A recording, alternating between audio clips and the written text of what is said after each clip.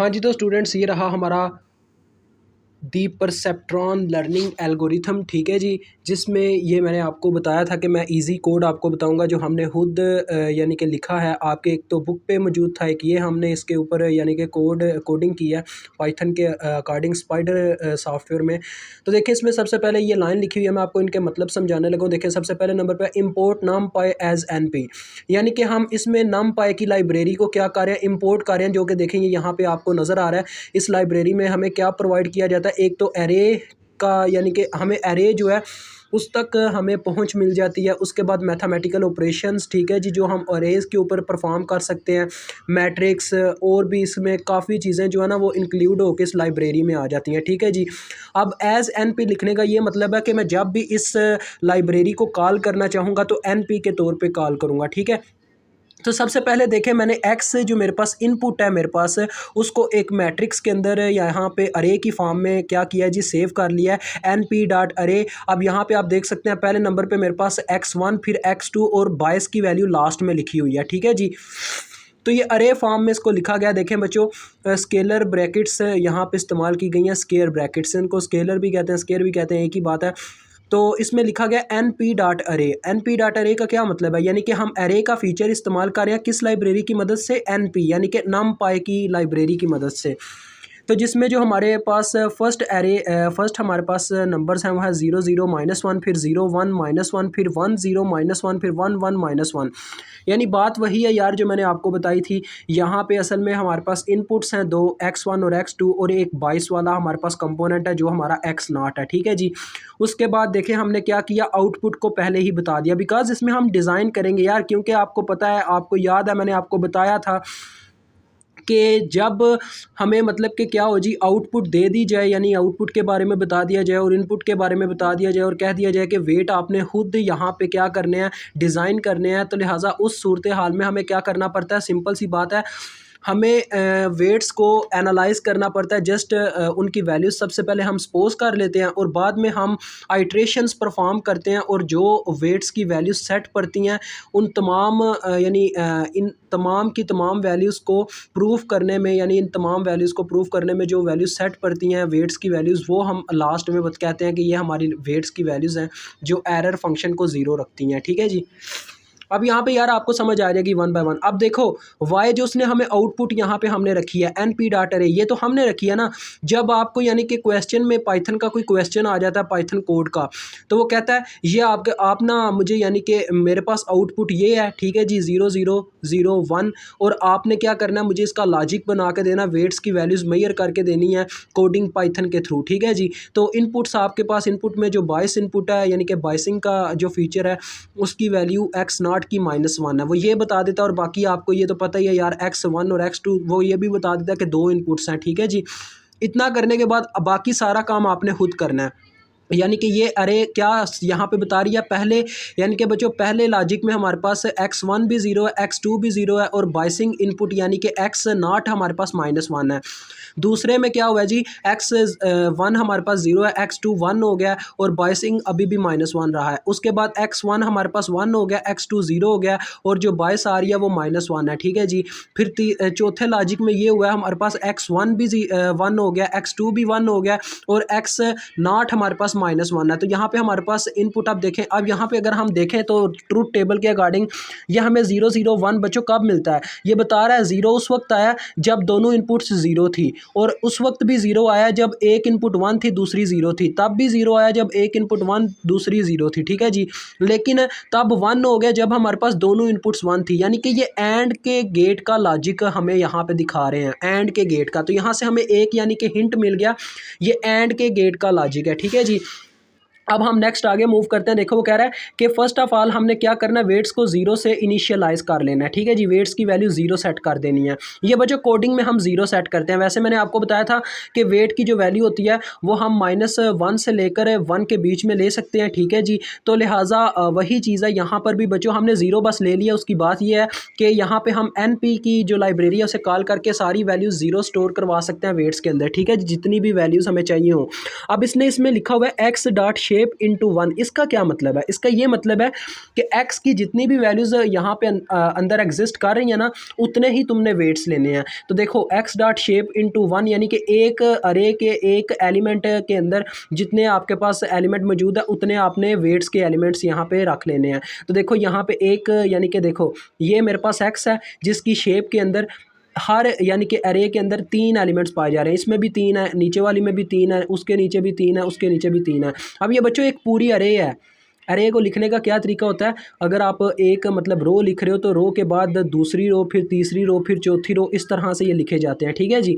तो ये एक हम चाहें तो एक लाइन में भी लिख सकते हैं, इस तरह से भी लिख सकते हैं, मसला नहीं है। ये आपका पाइथन का कोड इस तरह से है।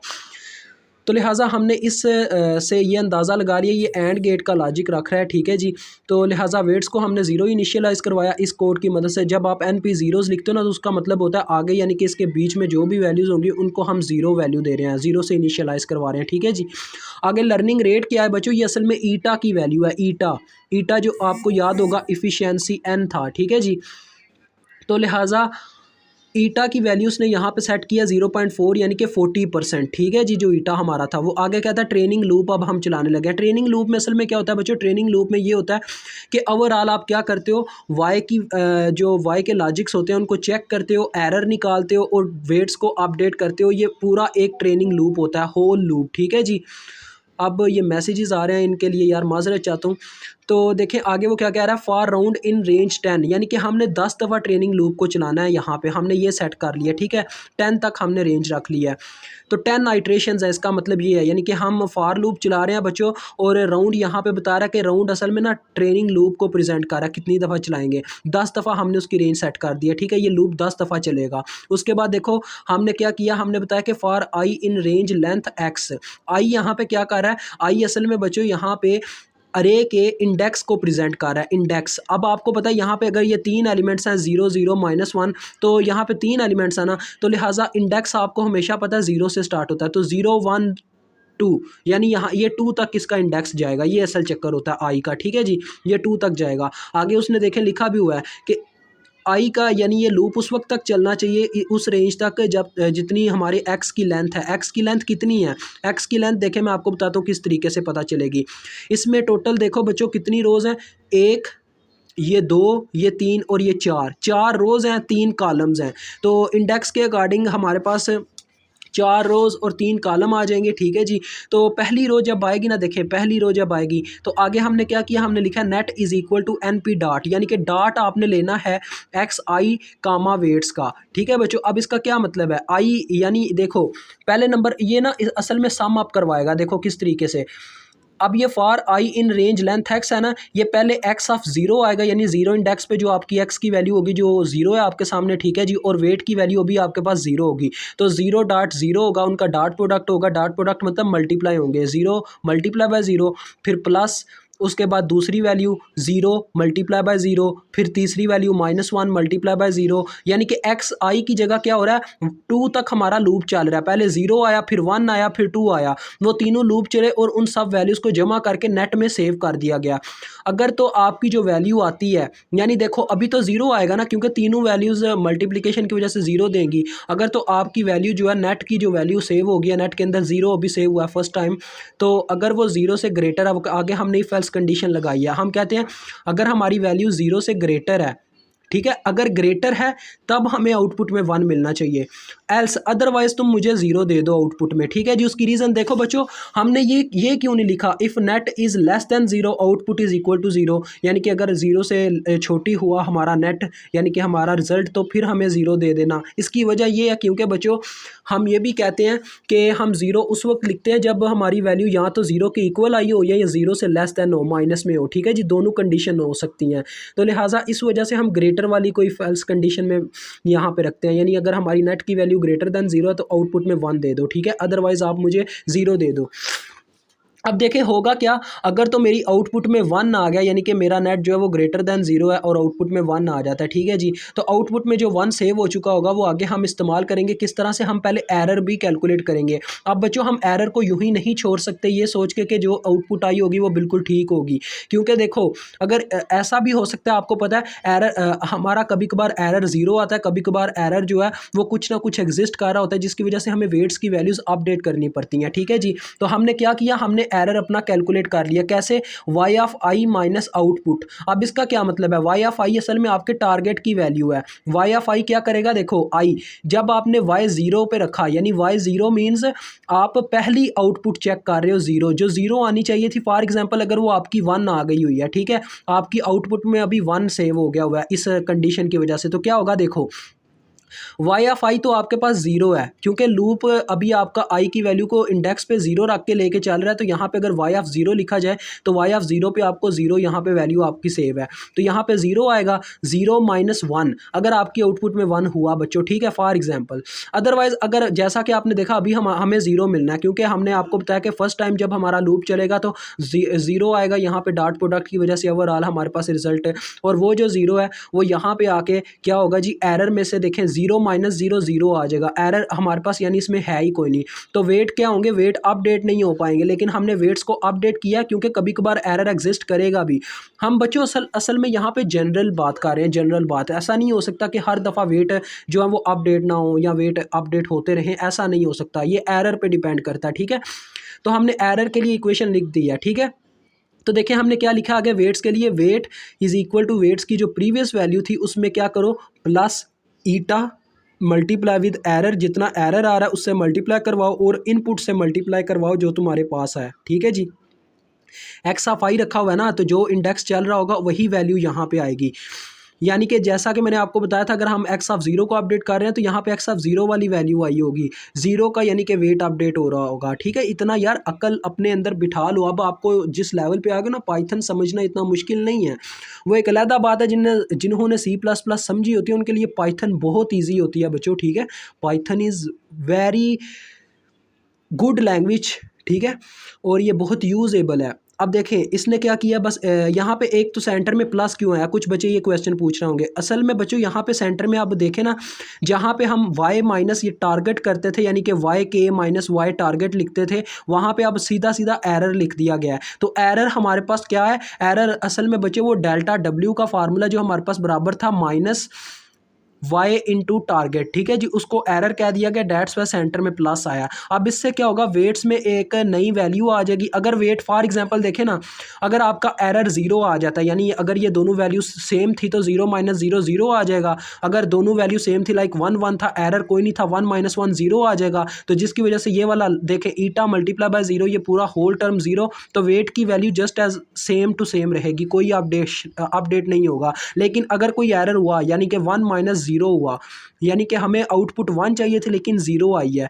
तो लिहाजा one minus zero error one का आ जाएगा और यहाँ पे वेट की वैल्यूज अपडेट हो जाएंगी, ठीक है। ये असल में चक्कर चलता है। उसके बाद उन्होंने क्या किया हुआ है, देखें हमने फिर ये प्रिंट करवाया कि वेट की क्या वैल्यूज आएंगी हर राउंड के बाद, ठीक है। देखें print round round plus one, ये क्या है बच्चों, ये असल में ना ऐसे जब आप कामाज में लिखते हो तो ये एक मैसेज प्रिंट करवाता है। जब आप इस तरह से बगैर कामाज के लिखते हो ना, तो ये आपकी ना असल में मैथमेटिकल फॉर्म जो आएगी, यानी इस ऑपरेशन को परफॉर्म करके वो लिखेगा राउंड प्लस वन, यानी कि राउंड जो चल रहा होगा, जीरो भी राउंड चल रहा है ना पहले नंबर पे, तो उसमें प्लस वन हमने किया तो पहला राउंड दिखाएगा। क्योंकि बच्चों इंडेक्स ने ना हमेशा जब भी हम फॉर लूप चलाते हैं तो इंडेक्स आई जो है जीरो से ही स्टार्ट करता है, डेट्स वाई ये जो रेंज है आपकी जो हमने 10 रखी हुई है, इसने जीरो टू 9 तक जाना है असल में। तो लिहाजा हमने तो आपको राउंड वन राउंड टू इस तरह से दिखाना है ना, डेट्स वाई मैंने उसमें प्लस वन लिख दिया हुआ है। मैं आपको ये रिमूव करके भी कोड का रिजल्ट यहाँ पे दिखाऊंगा। आगे हमने क्या किया, वेट्स लिखा है, यानी मैसेज लिखा है वेट्स, और जो वेट आए हैं उनको प्रेजेंट कर दिया, यानी कि वेट्स को कॉल कर दिया, ये जो यहाँ पे आपके सामने अपडेट हुए होंगे, ठीक है। तो उसके बाद हमने क्या किया, प्रिंट कीजिए, यानी कि एक न्यू लाइन पे फाइनल वेट्स, यानी कि फाइनल क्या वैल्यूज आई हैं तमाम के तमाम वेट्स को, ठीक है जी। जितने वेट्स होंगे इस फॉर लूप में वो सारे आपके पास यहाँ पे प्रिंट आउट हो जाएंगे।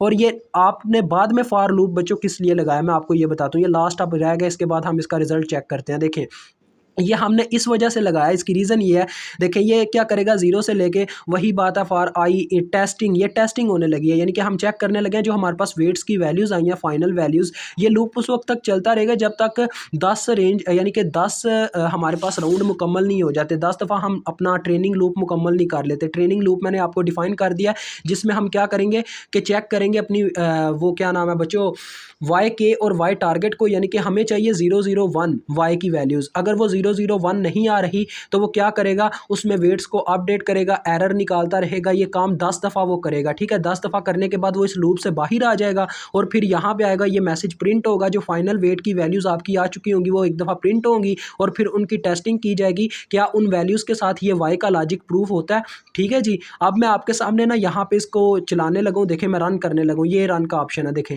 रन, ये हो गया रन।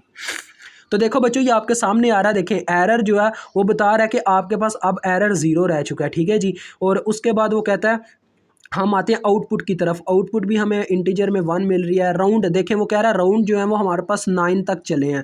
9 तक चलने का क्या मतलब है, यानी कि ये राउंड जो है बच्चों ये स्टार्ट हुए थे 0 से और 9 तक गए हैं, ठीक है। अगर मैं यहाँ पे राउंड की एक यानी कि 11 कर दूँ तो ये 11 की यानी यहाँ पे 10 आएगा, ये इंडेक्स के लिहाज से लिखते हैं। तो अब देखें जो फाइनल वेट्स की वैल्यूज़ आई हैं वो हैं 0.8, 0.4 और 0.8, ठीक है जी। यानी ये W0, ये W1 और ये W2। उसके बाद ये हमारे पास अरे के इंटीजर्स थे, ये तो एक्स है ना, इसका कोई लेना देना नहीं है।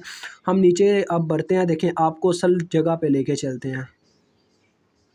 ये देखो बच्चों, ये देखें आपके सामने राउंड 1 वेट, देखें राउंड 1 क्यों लिखा गया, राउंड 0 नहीं था लिखा होना चाहिए, ये राउंड 1 इस वजह से लिखा गया क्योंकि यहाँ पे हमने राउंड में +1 कर दिया था, ठीक है। देखो राउंड रेशो, यहाँ पे भी राउंड रेशो लिखा गया है, फिर आगे मैंने थोड़ी स्पेस दे के फिर राउंड +1 लिखा, इसी वजह से स्पेस दे के उसने 1 लिखा हुआ है राउंड 1 में।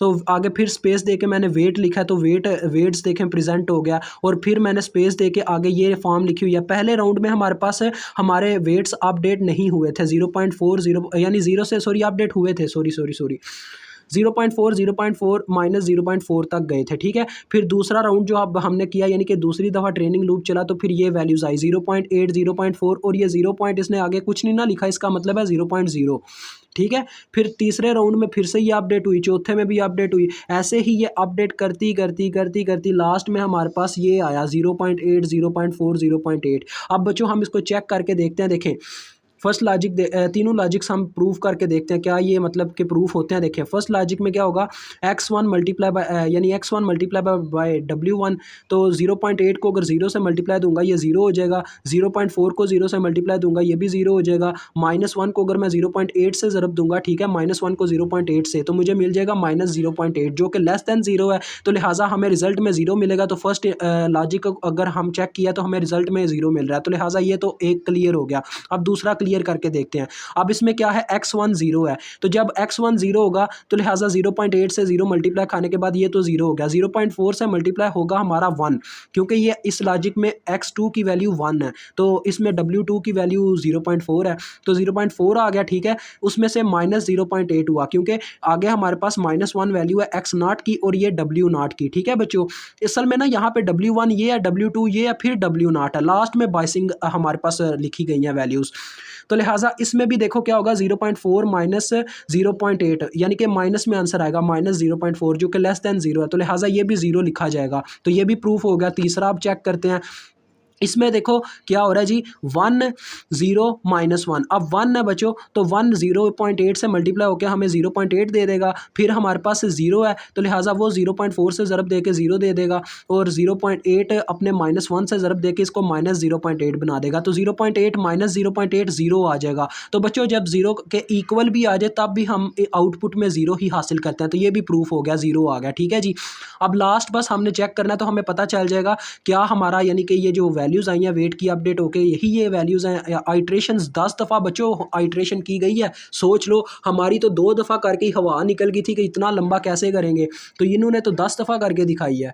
तो देखो 0.8 अब जब इसने किया 0.8 लास्ट वाला, पहले नंबर पे क्या होगा 0.8 प्लस 0.4 फिर माइनस 0.8। तो देखो बच्चों 0.8 माइनस 0.8 प्लस 0.8 आप इसमें कट जाएंगे और 0.4 आएगा जो कि ग्रेटर दैन 0 है, लिहाजा आपको रिजल्ट मिलेगा 1। तो देखो ये भी आपका प्रूफ हो गया। यहाँ पे आपका ये लॉजिक तो प्रूफ हो गया एंड गेट का, ठीक है। एंड गेट का लॉजिक आपके सामने है जो प्रूफ हो रहा है। अभी मैं यहाँ पे क्या करता हूँ, आर गेट का लॉजिक बनाता हूँ, ठीक है। इसको मैं कर देता हूँ 1, यानी कि मैं उनको कहता हूँ आप आर गेट का लॉजिक ज़रा ना यहाँ पे हमें निकाल के दिखाएं। अब जब ये हमने चेंज कर दिया ना तो यहाँ पे थोड़ी सी चेंजिंग आ जाएगी, यानी एक्स ऑफ आई वेट्स के साथ मल्टीप्लाई, और फिर हम उसको चेक करेंगे तो वो सारे चेंजिंग के साथ हमें आ जाके वही मिलना है, यानी कि ये वाले लॉजिक के साथ। अब ये आर गेट का लॉजिक है। अब इसको हम रन करके देखते हैं। एक दफ़ा ना मैं इसको रिमूव करना चाहूँगा, ये देखें यहाँ से आप इसको रिमूव कर सकते हैं अपने प्रीवियस रिजल्ट को, ये सारा रिमूव हो गया। अब हम क्या करते हैं जी, रन करते हैं एक दफ़ा फिर से। वैल्यूज़ मैंने चेंज की हैं। अब क्या कह रहा है जी, ये देखो बच्चों जो वेट्स की वैल्यूज़ हैं वो अब हमारे पास चेंज हो गई हैं। एक है 0.4, एक है 0.4, एक है 0, ठीक है जी 0.0। तो इनके साथ भी अब आप अप्लाई करके देख सकते हो। मैं 1 वाले को और 0 वाले को पहली 2 बस अप्लाई करके देखता हूँ। देखो जब हमारा यानी कि वेट यहाँ पे 0.4 आ रहा है ना, 0.4 के साथ जब हमारा 0 ज़रब खाएगा, ये 0 वाला लॉजिक ये है ना फर्स्ट, तो 0 ज़रब खाएगा वो हमारे पास 0 हो जाएगा। 0 जब हमारे पास ज़रब खाएगा 0.4 से वो भी 0 हो जाएगा, और -1 जब 0 से ज़रब खाएगा तो वो भी 0 हो जाएगा। यानी 0 आ रहा है, 0 इज़ इक्वल टू 0, तो हमारी आउटपुट में 0 आ जाएगा। यानी ये लॉजिक तो प्रूव हो गया। 1 को चेक करते हैं, देखें 1 को जब मैंने चेक किया तो लिहाजा ये दूसरी आउटपुट से रिजल्ट 1 आ रहा है। तो 0 को जब मैंने ज़रब दी बच्चों 0.4 से तो मेरे पास 0 आ गया। मैंने जब 1 के साथ 0.4 को ज़रब दी तो 0.4 आया, और -1 को जब 0 से ज़रब दी तो मेरे पास से 0 आया। यानी कि टोटल रिजल्ट में मुझे 0.4 मिल रहा है। इन सब का सम अप ही लास्ट में होता है ना, तो 0.4 विच इज़ ग्रेटर दैन 0, तो रिजल्ट में 1 आता है। लिहाजा ये यहाँ पे आर गेट का लॉजिक भी प्रूफ हो रहा है, आपके सामने है। मैंने कुछ भी नहीं किया, मैंने बस आउटपुट को चेंज किया और मेरे कोड ने फिर आउटपुट के अकॉर्डिंग वेट्स निकाले हैं, ठीक है। ये असल में कोड का असल मतलब ही ये होता है बच्चों। तो मुझे उम्मीद है यार आप इस चीज़ से काफ़ी सीख चुके होंगे। अभी आप चाहते हैं अगर कोड का यहाँ पे स्क्रीनशॉट वगैरह लेना तो आप ले सकते हैं। देखें कोई ज़्यादातर इसमें चेंजिंग नहीं है। और ये जो मैंने आपको लास्ट में थोड़ा सा नहीं बताया वो ये है कि यार ज़रा देख लें प्रिंट इनपुट। इसमें क्या इनपुट हम प्रिंट कर रहे हैं I0:2, यानी कि तमाम की तमाम इनपुट्स को प्रिंट कर दो, ठीक है। अब इसका ये मतलब होता है बच्चों, ये देखो 0:2 का ये मतलब होता है 0 से लेके यानी 2 इंडेक्स तक जो एलिमेंट्स हैं उनको पुट करते जाओ, ठीक है। अब यहाँ पे आपके सामने जो एलिमेंट्स हैं ना, यहाँ पे हमारे पास वो टोटल 3 एलिमेंट्स थे, डेट्स वाई उनकी जो रेंज है वो 2 तक रखी गई है। अगर 4 होते तो हम 0:3 लिखते, ठीक है। प्रीडिक्टेड आउटपुट यानी कि जो हम आउटपुट प्रिडिक्ट कर रहे हैं वो आपने यहाँ पे क्या करनी है, प्रिंट करनी है, और एक्सपेक्टेड वाई ऑफ आई, और जो हम एक्सपेक्ट कर रहे हैं उसको भी प्रिंट करना है, वो ये कह रहा है। तो ये देखें ये यहाँ पे आपके सामने ये चीज़ें भी प्रिंट आउट हुई हुई हैं, ठीक है जी। तो यार अभी मैं आपसे इजाज़त चाहूँगा, मुझे उम्मीद है आपको समझ आ गई होगी। खुदा हाफिज़, अस्सलाम वालेकुम।